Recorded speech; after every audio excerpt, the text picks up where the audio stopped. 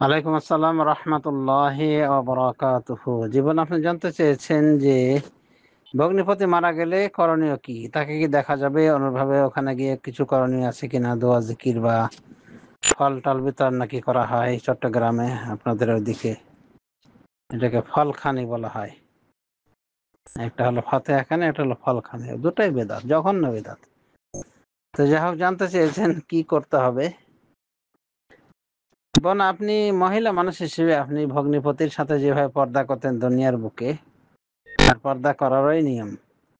ও তো মাহরাম কোনোদিনই ছিল না, সুতরাং তার জীবিত মৃত সর্বাবস্থায় আপনি তার নন মাহরাম, বা আপনি ওনার জন্য আপনি নন মাহরাম মহিলা।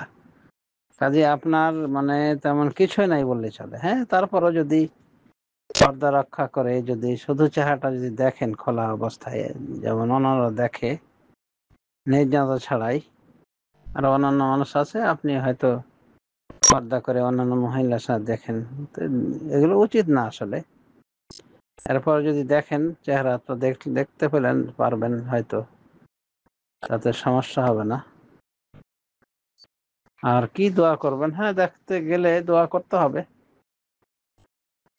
যে কোনো দোয়া করা যায়। রাসূলুল্লাহ সাল্লাল্লাহু আলাইহি ওয়াসাল্লাম আবু সালামা মারা গেলে তার জন্য দোয়া করেছেন এইভাবে: আল্লাহুম্মা গফির লাহু, আল্লাহুম্মা গফির লিআবি সালামা ওয়ারফা দারাজাতাহু ফিল মাহদিয়িন ওয়াখলুফহু ফি আকিবিহি ফিল গাবিরিন ওয়াগফির লানা ওয়া লাহু ইয়া রাব্বাল আলামিন ওয়াফসাহ লাহু ফি কবরিহি ওয়া নাওয়ির লাহু ফীহি। সহিহ মুসলিমে এসেছে 920 নম্বর হাদিস, আরো বিভিন্ন হাদিসে এসেছে। তো এইভাবে দোয়া করতে পারেন, অথবা যে কোনো দোয়া করতে পারেন তার যে মাগফিরাত চেয়ে আল্লাহর কাছে। আহ, সাধারণ পাবলিক হিসেবে এগুলোই যথেষ্ট। আর যারা তার একান্ত আপন, যাদেরকে সে ওসিয়ত করে যাবে যে তারা তার আহ, গোসল, কাফন, দাফন, জানাজার সালাত পড়বে, যাদেরকে দায়িত্ব দিয়ে তাদের উপরে পরবর্তী দায়িত্বগুলো। আর নিয়ম হলো মৃত ব্যক্তির মারা যাওয়ার সাথে তার চোখ দুটো বন্ধ করে দিতে হবে, এরপরে একটা চাদর দিয়ে তাকে ঢেকে দিতে হবে, এরপরে গোসলের কাজ তাড়াতাড়ি শুরু করতে হবে।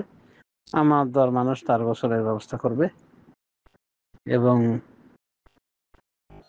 যথাসম্ভব কম লোক দিয়ে গোসল করাতে হবে। একজন থাকবে মেন, বাকি একজন না হলে দুইজন তার মোসাইদ হেল্পার হিসেবে থাকতে পারে, এবং মাইয়েতের পর্দা অবশ্যই রক্ষা করবে। তার কোনো দোস্তটি দেখলে সেটা ঢেকে রাখবে। তো গোসল যথা নিয়ম করবে, যার বর্ণনা হয়েছে হাদিসে বেজোড় আকারে 3 বার করে গোসল দিবে। শেষ গোসলের বেলায় কর্পূর দিবে, আর প্রত্যেক গোসলের পানিতে বড়ই পাতা মিশ্রিত করবে। যা হোক, এভাবে তার গোসলের ব্যবস্থা করা হলে কাফন পরিয়ে দিবে, 3টি কাফনে তাকে জড়িয়ে দিবে। এরপরে তার জানাজা সালাত হবে, এরপরে তাকে কবরস্থ করতে হবে। তো আসল বিষয় তো এটা নয়, আমি আনুষঙ্গিক প্রাসঙ্গিক হিসেবে বললাম। তো যারা উপস্থিত থাকবে সাধারণত পুরুষকে পুরুষরাই দেখবে, মহিলাকে মহিলা দেখবে। কিন্তু যদি কেউ দেখতে যায় এটা খেয়াল না করেও, তাহলে কি বলবে বা উপস্থিত পাবলিকের কি বলা উচিত, এটা আমি বললাম আর কি। যদিও জানি যে এটা ঠিক নয়, মহিলাদেরকে মহিলারা দেখতে পারবে, পুরুষদেরকে পুরুষরা দেখতে পারবে।